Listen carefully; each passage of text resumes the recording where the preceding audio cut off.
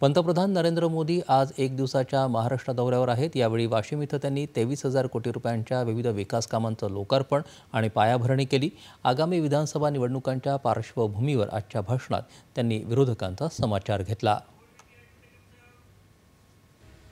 भाजपा देश एकसंध ठेवून राष्ट्राला पुढे नेण्याची धोरणं राबवत आहे, मात्र देशाची ही अखंडता काँग्रेसला सोयीची नाही। म्हणूनच काँग्रेसला सगळ्या समाजाला एकमेकांशी लढवत ठेवायचा आहे, असा घणाघाती आरोप पंतप्रधान नरेंद्र मोदी यांनी केला। समाजात एकी राहू नये यासाठी काँग्रेस करत असलेले प्रयत्न हाणून पाडण्याचं आवाहन त्यांनी केलं। वाशिम जिल्ह्यात पोहरादेवी इथं अनेक विकास कामांचं लोकार्पण आणि पायाभरणी केल्यानंतर घेतलेल्या जाहीर सभेत ते बोलत होते। बीजेपी अपनी नीतियों से वंचित समाज को आगे बढ़ाना चाहती है, जबकि कांग्रेस सिर्फ लूटना जानती है। कांग्रेस गरीब को गरीब बनाकर रखना चाहती है। कमजोर और गरीब भारत कांग्रेस को उसकी राजनीति को बहुत सूट करता है। इसलिए आप सभी को कांग्रेस से बहुत सावधान रहना है। आज कांग्रेस को पूरी तरह से अर्बन नक्सल का गिरोह चला रहा है।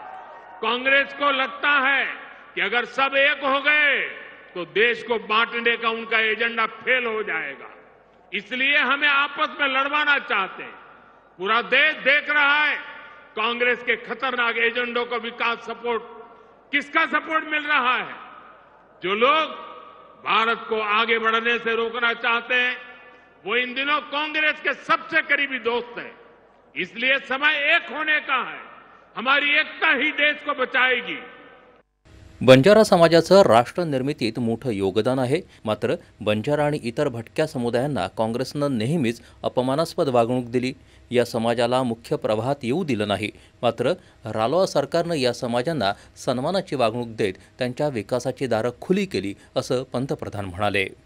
वेगवेगळ्या राज्यात खोटी आश्वासनं देऊन काँग्रेस सत्तेत आली आहे, मात्र महाराष्ट्रात महायुती सरकारनं विकासाला चालना दिली आहे, असं ते म्हणाले। नदीजोड प्रकल्प, सिंचन, वस्त्रोद्योग पार्क असे अनेक वर्षांपासून रखडलेले प्रकल्प आम्ही पूर्ण करत आहोत, असं त्यांनी सांगितलं। याआधीही केंद्र सरकारनं सिंचनासह विविध योजनांसाठी निधी पाठवला, मात्र महाविकास आघाडी सरकारनं जनतेसाठी त्याचा काही उपयोग केला नाही, असा आरोप त्यांनी केला। महाराष्ट्र में तो किसानों को एनडीए सरकार में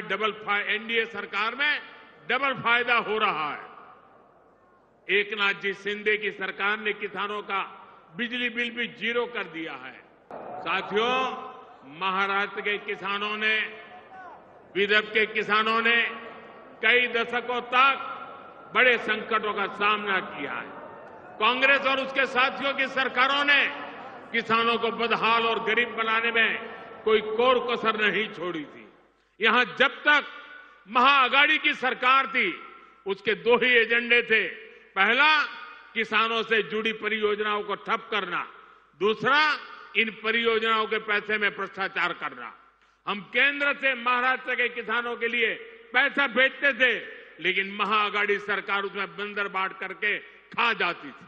कांग्रेस ने हमेशा किसानों का जीवन मुश्किल बनाया है। हमें भूलना नहीं है, महाराष्ट्र में भी कांग्रेस और महाआघाड़ी सरकार ने सिंचाई से जुड़े कितने कामों को रोक कर रखा था।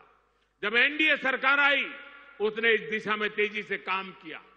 त्याआधी सुमारे 23,000 कोटी रुपयांच्या कृषी आणि पशुपालन क्षेत्राशी संबंधित अनेक उपक्रमांचा शुभारंभ पंतप्रधानांनी केला। ऑगस्ट ते नोव्हेंबर कालावधीतला पीएम किसान सन्मान निधी योजनेचा 18वा हप्ता, नमो शेतकरी महासन्मान निधी योजनेचा 5वा हप्ताही मोदी यांच्या हस्ते वितरित करण्यात आला। पंतप्रधान कृषी पायाभूत सुविधा निधी अंतर्गत 1,920 कोटी खर्चाचे 7,500हून अधिक प्रकल्पांचं राष्ट्रार्पण यावेळी झालं। पंतप्रधानांनी सुमारे 1,300 कोटी रुपयांची एकत्रित उलाढाल असलेल्या 9,200 FPO म्हणजेच शेतकरी उत्पादक संघटना राष्ट्राला समर्पित केल्या।